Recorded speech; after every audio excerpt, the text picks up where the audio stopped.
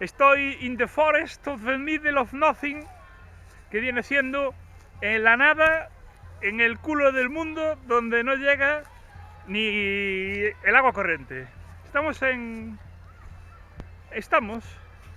la feria de la empanada enchantada. Nos ha costado un poco llegar hasta aquí, pero bueno, la pinta es buena. Parece que hay comida, cosa fundamental. Y bueno, está bastante asilvestrado todo. Ya veréis, ahora vais a estar viendo. Hay gente en esos toldos, en esas cosas que veis ahí sentadas. Esos son personas. Y están, pues, supongo que intentando comer. Allí hay como una colchoneta para saltar. Y bueno, nosotros pues vamos con la idea de comer empanada y no sé si pulpo, ya veremos lo que dice mi compañera.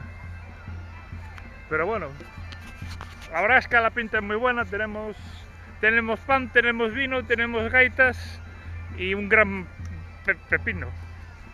Y vamos a investigar un poco por aquí a ver mayormente dónde podemos sentarnos y dónde podemos mangiare a dopo.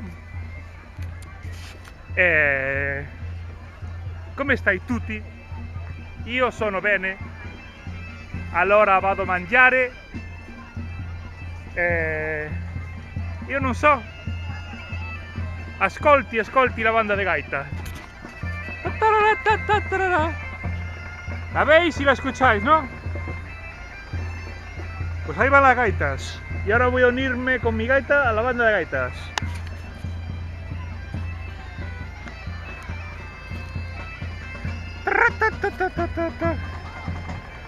Ahí. Nos estamos aturullando. Por el amor de Dios.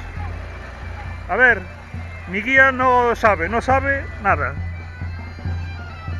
Tengo un guía que no sabe nada. Bueno, vamos a intentar comer algo, por el amor de Dios. No sé en qué dirección. Ahí estáis viendo a la gente con la gaita, comiendo.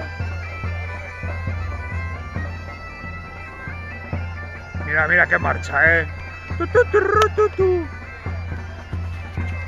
Bueno, voy a intentar pillar un sitio, pillar un trozo de comida y ya si eso grabo otro trozo, porque si no, hay que ir a trabajar a la tarde. Ya sabéis que yo soy un profesional. Y nada,